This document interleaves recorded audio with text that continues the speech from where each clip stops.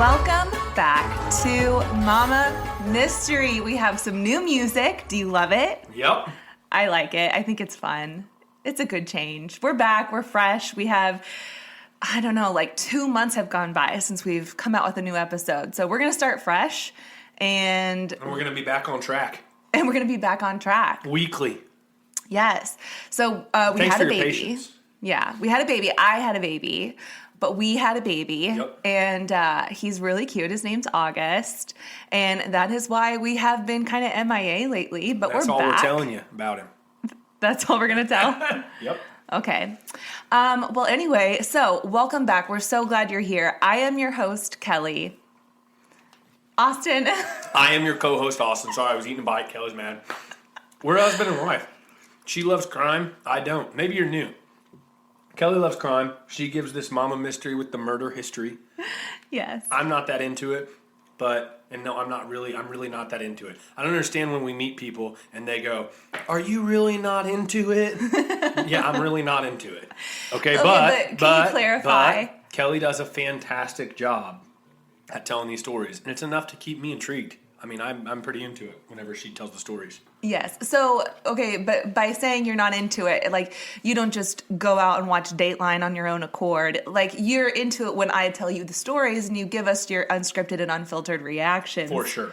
It's all very genuine. But, like, to say you're uninterested is more like you just have never heard of any of these stories. Yeah, like, Genuinely. None of them. Yeah. None of them.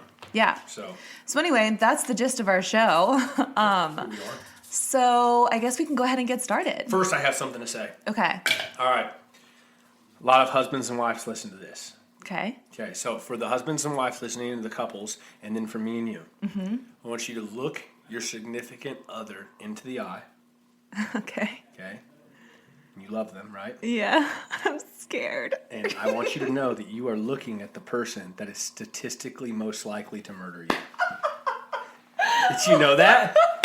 I just learned that. Did you know that? Well, I mean, I should have learned it in all these episodes, but it's the truth. I mean, I absolutely think that's the truth because they always go to, like, the husband or the wife. Who's in the household. Yeah. Yeah. So, yeah. Often when you're murdered, it's somebody who's closest to you. Yeah, So, yeah, that makes sense. Yep. Anyway, so I just want to share that. Figured So you should be scared. Yeah. You should be scared. Depends. If your significant other is a murder podcast person that knows all about hiding bodies and shit, Yes. murderous. I do think I could confidently hide a body. Whatever. All right. So today's episode, okay? We often talk about miscarriages of justice on this show. And for our first show in almost 2 months, I chose a story about the biggest miscarriage of justice that I think I've ever seen. In a glaringly obvious homicide case, the police in this story have completely failed a Philadelphia family. And I'm being very genuine when I say this. If you disagree with me at the end of this episode, please tell me why, because I'm having trouble understanding how anyone could see it as anything but what it is. Okay? And we got thick skin. Yeah, you can be honest. You can say, "Hey, I disagree with you, Kelly. I think you're stupid." Please don't, though, because I actually don't have that thick of skin. Shut up. Bring it on. All right, Cool. So today we are talking about the mysterious death of Ellen Greenberg. So Ellen Ray Greenberg was born on June 23rd of 1983. She's the only child of Dr. Josh Greenberg and his wife, Sandy. Growing up, she was vivacious, joyful, social. She loved to cook, loved fashion. Her mom, Sandy, described her as well-rounded. Ellen and her dad enjoyed watching sports together. And she was a beautiful, beautiful girl. So she was very driven, very successful, receiving not just 1 but 2 master's degrees in education with a specialty in reading. She accepted a position as a first grade teacher at Juniata, I hope I'm pronouncing that right, Juniata Park Academy in Philadelphia, Pennsylvania. So she cared very deeply for her students. She loved retelling stories of some of the funny things her first graders would say, which I can totally appreciate having a first grader. Some of the stuff that comes out of her mouth just really stops me in my tracks. So yeah, I can appreciate that. In 2007, Ellen was set up on a blind date with Sam Goldberg, who was a TV producer for NBC at the time. They truly hit it off, and after 3 years of dating, they got engaged in 2010. I'm going to interrupt real quick. Okay. That's what I kind of do sometimes. Some of you enjoy it. Some of you don't. Sorry. It's part of the show. Part of the show. Conversation. If you don't like it, sorry. Man, a blind date. Mm-hmm. Blind dates are... First of all, I feel like a blind date nowadays, although still maybe awkward or whatever you want to call it, isn't like it used to be. No, you couldn't look at somebody up on Facebook and say, "Oh, look, they're cute," or "Oh, they're not cute." In 2010, you could, though. Okay, 2010. Okay. Or, well, I guess it was 2007. They got engaged in 2010. Well, I guess Facebook probably would have just been starting. Yeah, it was pretty I don't know. fresh. My point is just, man, a blind date is like, wow, brave. But even back in the day, man, wild to think about. Yeah, scary. That's all I have. Okay. Back to the show. So on January 26th of 2011, that's where this story really begins. Ellen was heading into work when she called her mom to vent about some of her stressors. She was dealing with some anxiety lately, and on this particular day, grades were due for school, and she admitted that she was feeling kind of overwhelmed with classroom work and some changes in regulations within the school district. But school actually ended up getting called off that day due to a snowstorm that had rolled in. So Ellen unexpectedly got off around noon and headed home. So later that day, around 6:40 p.m., a 911 call was made from Ellen's fiancé of 3 years, Sam Goldberg. And according to the initial report, Sam told investigators that he left for the gym, which was located inside the building, and that was around 4:45 p.m. He returned around 5:15, 5:30, and he was unable to get into his apartment. His key would open the door, like it would unlock the door, but the door was stopped by the slide bar lock, which was located inside, right? So you could only lock it from the inside. So Sam starts calling and texting Ellen, telling her to open the door, but she's not responding to anything. And he actually texts her 9 times, and the texts read like this. Hello, open the door. What are you doing? I'm getting pissed. Hello, you better have an excuse. What the fuck?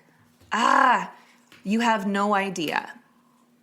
So finally he's had enough and he bursts through the door, breaking the slide bar lock on the other side. According to the layout of their apartment, when you open the door, the living room is straight ahead, and then the kitchen is immediately to your left. There are 2 bedrooms on either side of the apartment, but when you open the entry door, it blocks your view of the kitchen until you close the door. Does that make sense? So when you open the door to the apartment, it kind of blocks your view of the kitchen until you close the door, and then you can look in the kitchen. Okay. So once Sam entered the apartment and closed the door, he found Ellen covered in blood, sitting propped up against some cabinets on the floor of their kitchen. Oh, that is scary shit right there. If true. So he calls 911, and I'm going to play you a recording of that 911 call. Help! I need a now. I just walked into my apartment. My fiance's on the floor with blood everywhere. What is the address? 4601 Flat Rock Road. Please come. Help. 4601 Flat Rock Road. Is this a house or apartment? Oh no. Oh no. Apartment. It's an apartment. What apartment number?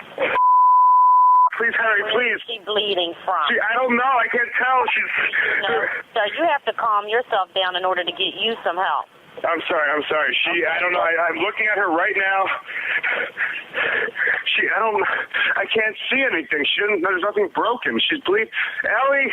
You don't know where she's bleeding from? Can't tell where Ellie! the blood's coming from? I think her head. I think she hit her head, I think.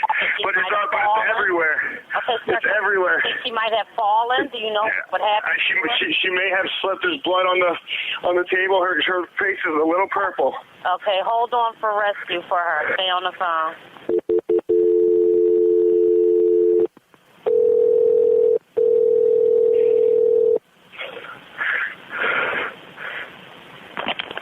Fire Department 842. What's the address? No, 4601 Flat Rock Road. Please hurry. 4601 Flat Rock. Yes. What's wrong? I went downstairs to go work out. I came back up. The door was latched. My fiance's inside. She wasn't answering. So after about a half hour, I decided to break it down. I see her now just on the floor with blood. She's not responding. Okay, is she breathing? Look at her chest. I need you to calm down, and I need you to look at her chest. It's really. I really don't think she is. Listen to me. Someone's on the way. Look at her chest. Is she flat on her back? She's on her back, so I Okay, bring her. look at her chest and tell me if it's going up and down, up and down. I don't see her moving. Okay, do you know how to do CPR? I don't. Okay, I can tell you what to do, okay, until they get there. I want you to keep her flat Oh, on her. God. Hello? Yeah, hi, Are okay. you willing to do CPR with me over the phone until they get there? I have to, right? Okay, so get her flat on her back, bare her chest, okay? You want to rip her shirt off. Okay? You need to kneel down by her side. Oh, my God. Allie, please. Listen, you can't freak out, sir, because you Okay, I'm trying not to. Her shirt won't come off. It's a zipper. Oh, my God. She stabbed herself. Where? She fell with a knife. Oh, no. Her knife's sticking out. Her what? There's a knife sticking out of her heart. Oh, she stabbed herself? I guess so. I don't know where she fell on it. I don't know. Okay, well, don't touch it. Okay, so I just let her down. Here now. I mean, what do I do? No, I mean, you can't. If the knife is in her chest, it's going to be kind of hard for you to do CPR at this time. Oh, no. Oh, my goodness. Okay. Okay, so I'm just going to stop it right there because I think that kind of gives you the gist of the 911 call.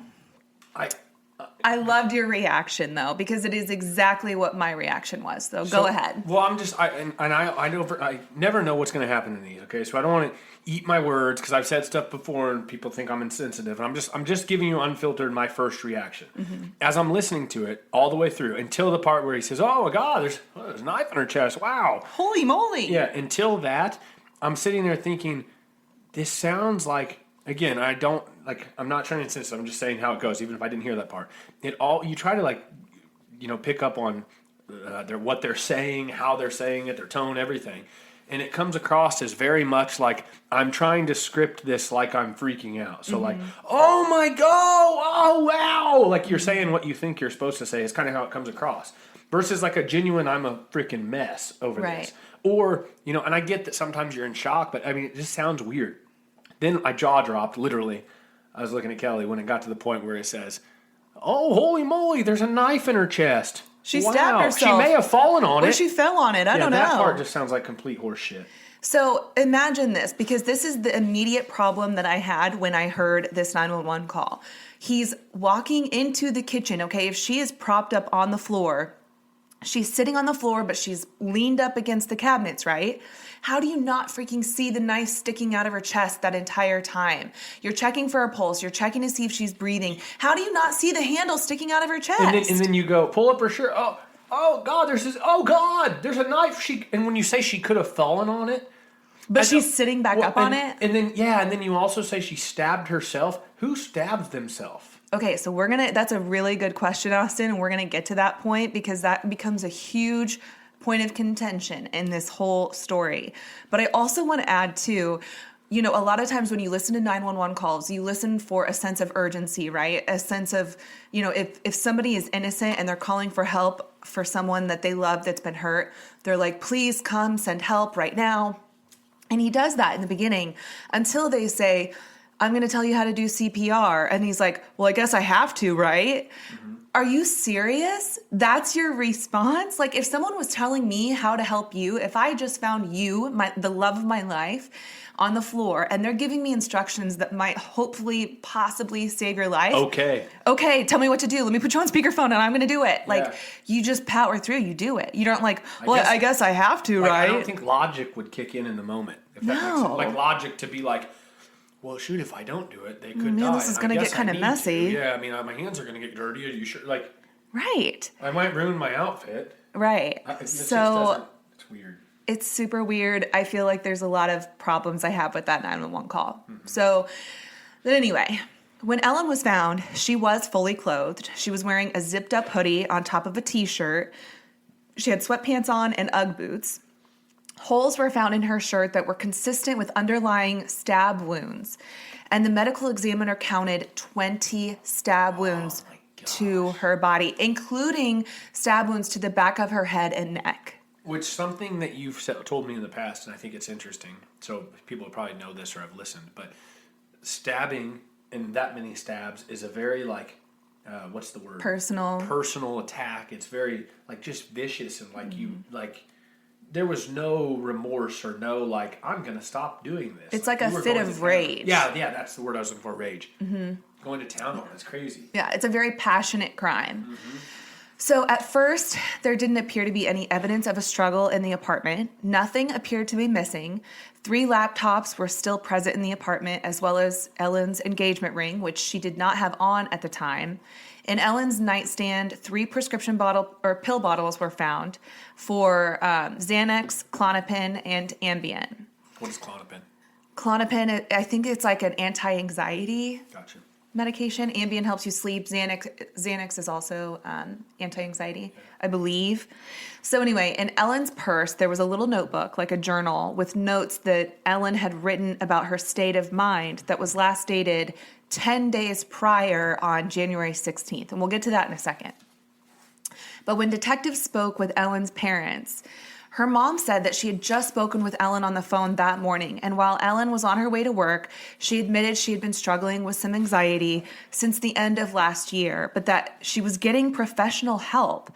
Her psychiatrist, Dr. Ellen Berman, was shocked when she heard the news of Ellen's death.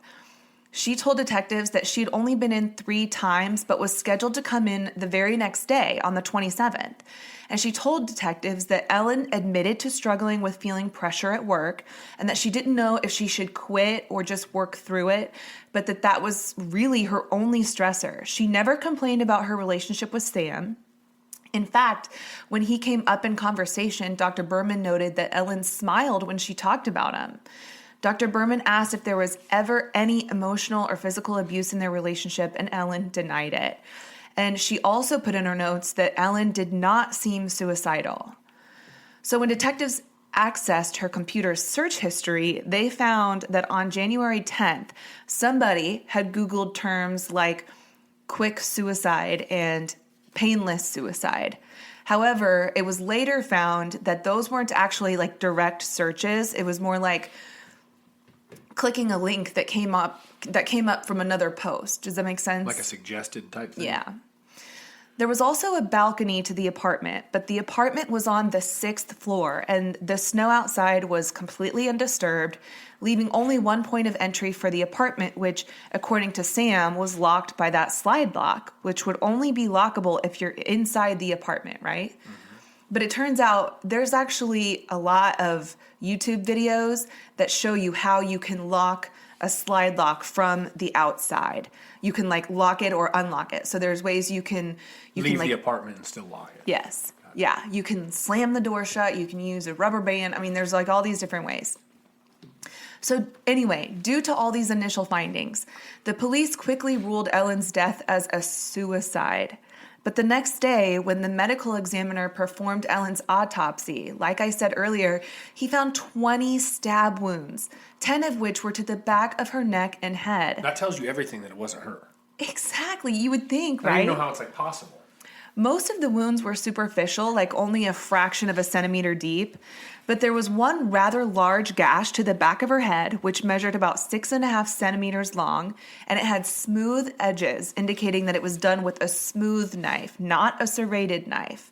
Additionally, there was a 12.5 centimeter serrated knife that was still lodged in her chest, about 10 centimeters deep. So there are 2 knives that were used in her death. So Ellen and her family are Jewish, and in the Jewish religion, it's customary to bury the deceased as soon as possible after death. So the day after her autopsy, 2 days after Ellen's death, her funeral was held. Shortly before her funeral, her family was informed that the medical examiner determined her death to be a homicide, which really shouldn't have come as such a big surprise to anybody, right? Especially when you consider that she had 20 stab wounds, and only 1 to 3% of suicide attempts are done by self-stabbing.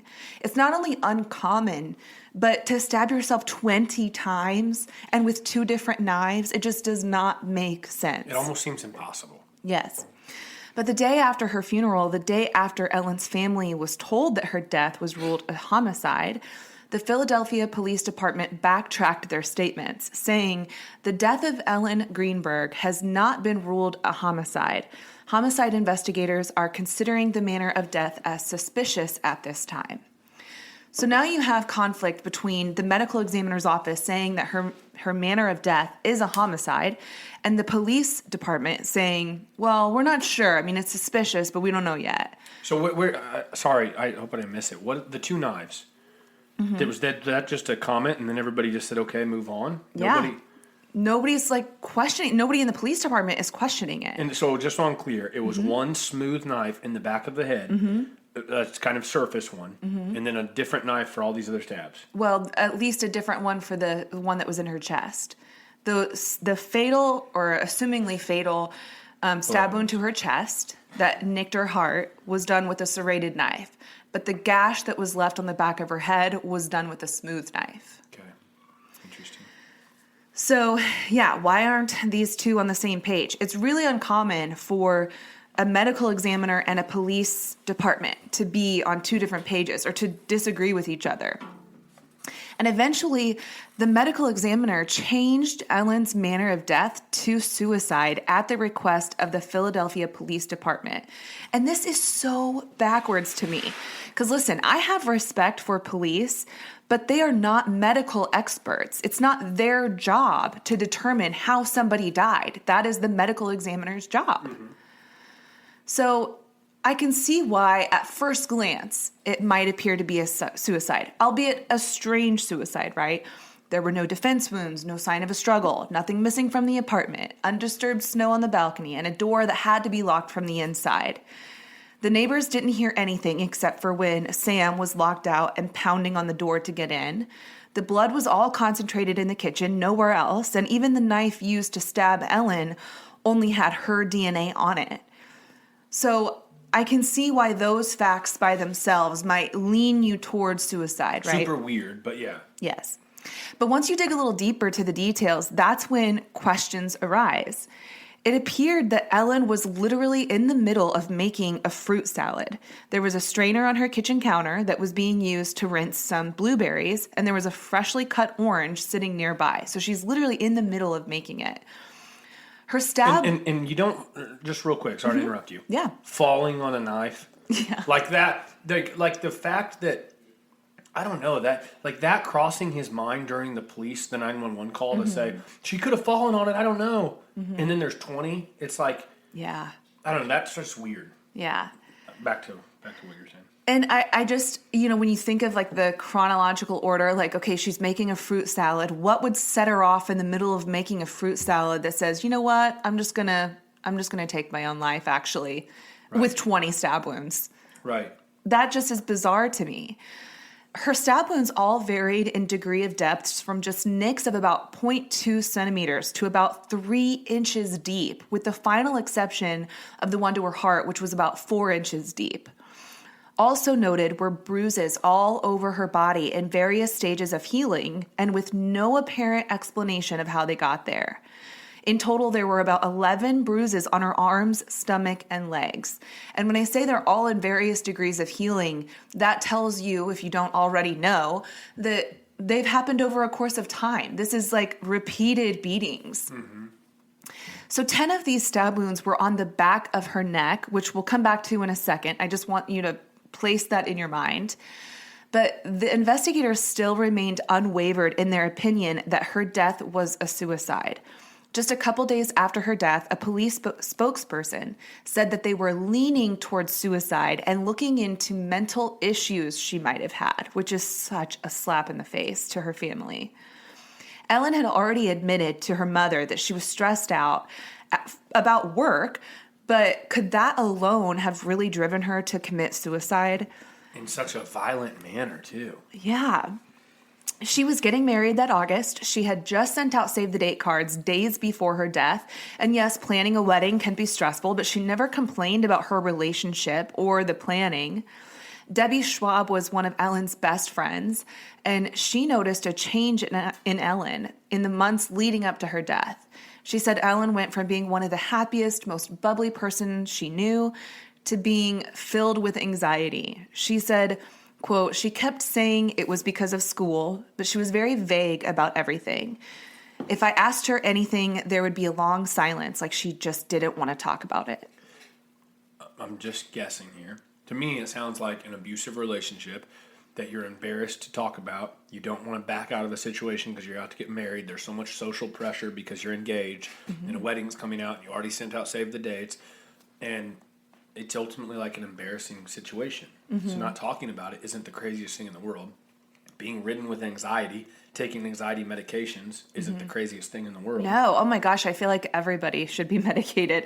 I mean, maybe that's, whatever. You can have your opinions on that. But I take a medicine, I would be a mess without it. I mean, it just keeps me regulated. It keeps me normal. Like, I feel like I know so many people who are on medication, and the stigma that has come with that, I think, has softened a lot over time. But maybe at this time in 2010 or 11, maybe the stigma was still kind of high about that stuff. People were a little more hush-hush about being on it.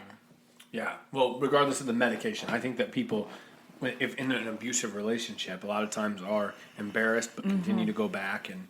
Oh, for sure. Especially when you have a wedding coming up. Right. You don't want to disappoint people who are planning on coming. You don't want to disappoint family members. I know somebody personally who went through with a wedding only to get divorced shortly after because the thought of canceling the wedding was much harder than the thought of just getting divorced shortly after. And I can understand where someone's head would be at with that. Yeah. So when Ellen started getting professional help, she was prescribed medication, which, like I mentioned earlier, was found in her nightstand. But in Ellen's system, toxicology reports found only the prescribed amount. So she wasn't mixing, she wasn't overdosing. However, Klonopin and Ambien do list suicidal thoughts or behaviors as possible side effects.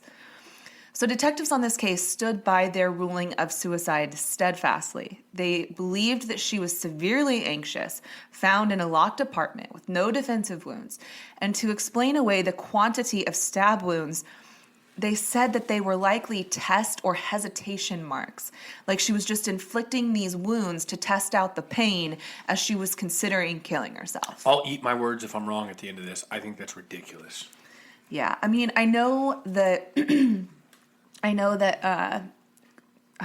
there's like a trigger warning here when I say this for self-harm, but I know that people who cut, they kind of, I guess a part of the reason for cutting is to either like misdirect the pain you feel inside to a more physical pain that's on your body. So like I can see where maybe that logic is coming from, but in the event of killing yourself, like to test out the pain, I think that once you reach that conclusion that you want to take your own life, you just do it. But I don't know. I haven't been there. So it's kind of a sensitive topic. I'm just going to go ahead and move on.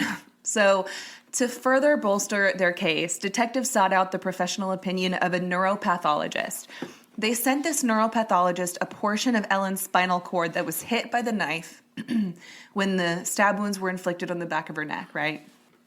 According to Detective John McNamee, the neuropathologist who conducted the exam told police that the spinal cord sheath was hit, but that the cord was not severed. This would have caused a loss of sensation or numbness, which would have then allowed her to stab herself repeatedly and maybe not feel it. So like maybe there was a loss of sensation, but I don't know. I'm still not quite buying it. So at this point, Ellen's parents feel like they're nearing the end of the road. They're running out of the options if they want justice for Ellen. With the police department ruling her death as a suicide, Ellen's parents felt like nobody was really on their team. Nobody was looking any deeper into Ellen's case, and they're really frustrated.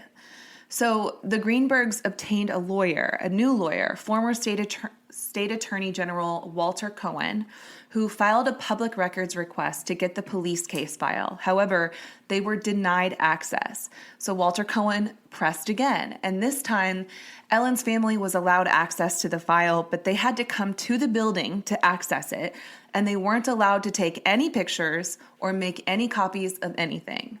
And at this time, they also garnered the help of Tom Brennan, who was a police veteran and former chief of the Dauphin County Detectives. So as he's looking through the crime scene photos, he noticed that in one of the pictures of Ellen, blood was streaming on her face horizontally from her nose to her ear, which would indicate that she was laying down. Yes, that as she bled out, she was laying down. Sorry to interrupt. I get Yeah. Well, no, because it's basic laws of gravity. Mm-hmm. Anybody should have an appreciation for that. But remember, Sam insisted that when he found her, she was propped up against the cabinets in the kitchen. So that doesn't make any sense. Then they started looking for that neuropathology report done on Ellen's spinal cord. But the only acknowledgement that they found was on her autopsy report, and it was like a side note. There was no neuropathy report and not even an invoice for the pathologist's work. In an email, that neuropathologist, Dr. Rourke Adams, admitted that she did do contract work for the medical examiner's office, but admitted that without an invoice or report on file, quote, I would conclude that I did not see the specimen in question, although there is a remote possibility that it was shown to me. However, I have no recollection of such a case, end quote. So she never saw her? That's what she's saying. So either someone's pulling that out of thin air and throwing it on there to help their suicide theory stick, or maybe she saw it in passing, kind of just like, hey, can you proofread this for me? Does this look like something was nicked? And she's just like, maybe it was nicked, but not severed, and then passes it on. So the next step naturally then, right, would be to re-examine that portion of Ellen's spinal cord, right? Get a confirmation on the damage done. Because if her spinal cord was severed, Austin, there's no way she could have inflicted that fatal final stab wound to her own heart. So Tom Brennan gets a hold of Dr. Wayne Ross, a pathologist, to examine her spinal cord sample, and he concluded that one of the stab wounds penetrated Ellen's cranial cavity and, quote, severed the cranial nerves and brain. As a result, she would experience severe pain and impaired or loss of consciousness, end quote. That, like, sucks so bad to hear, too, because you know she suffered then. But, like, as you'd imagine from a stab. But oh, no, yeah, it's like, and especially 20. Yeah. Yeah. But he also notes in this report, Austin, quote, there was evidence of strangulation. There was a mark over the front of her neck, which was consistent with a fingernail mark. There were multiple bruises under the neck and in the strap muscles over the right side of the neck. The patterns were compatible with a manual strangulation, end quote. Oh gosh, you get goosebumps. I get the goosebumps because that means something crazy was discovered. He also acknowledges the bruises on her body were consistent with a repeated beating. And in his conclusion, he says, quote, the scene findings were indicative of a homicide, end quote. So in October of 2019, Ellen's parents filed a civil suit against the Philadelphia Medical Examiner's Office and the doctor who performed her autopsy to change the manner of death from suicide to either homicide or at the very least undetermined. In January of 2020, the Philadelphia Court of Common Pleas allowed the case to proceed, and the Office of the Attorney General reopened the case for review. However, last week, on February 17th, the Pennsylvania Attorney General's office finished their review and determined that her death was a suicide. No! What? I don't get it. Does this dude have deep pockets or know people or what? I don't know. So this dude's Austin. running around free man, all these years. Sam is now married and has 2 kids. He's living in New York. He has never been charged with any crime. And listen, I'm not trying to imply that it was Sam, okay? It could have been anybody. Honestly, it could have been anybody. It could have been someone other than Sam. My instincts, just like you said at the beginning, which I did not know you were going to say this, statistically, the person... I didn't know I was going to say that and it was going to click with this. Yeah. I saw it on a freaking reel on Instagram, like a TikTok. Yeah. This chick was doing a bridal speech and she said, everybody and your husband and groom, and it was like a big funny moment. And I was like, that's funny. I'll say that on the podcast. Yeah. Statistically, it was him. yes. That is crazy. But factually, we don't know that for sure. I don't want to say this and then get some sort of like letter in the mail, but I always get think it's it. crazy when these people are running around free and they could listen to this. I know, you always say that. Because I do. I think it's nuts. I think that if I was the guy that lost my wife and then everybody was talking about it and 10 years later there's podcasts about it and stuff, I would be listening to them. Oh, yeah. And if I was innocent, I'd probably email the podcast host. I don't know. It's just freaking weird. How does he get away with it? I don't know. I'm not saying... Whatever. That's crazy. So my instinct as to why it still remains listed as a suicide is because sometimes Not all the time. I'm just saying sometimes, because like I said earlier, I do have respect for police, but I do think sometimes, as we've seen in some of these stories, police departments get really proud and they don't want to admit that they've made a mistake.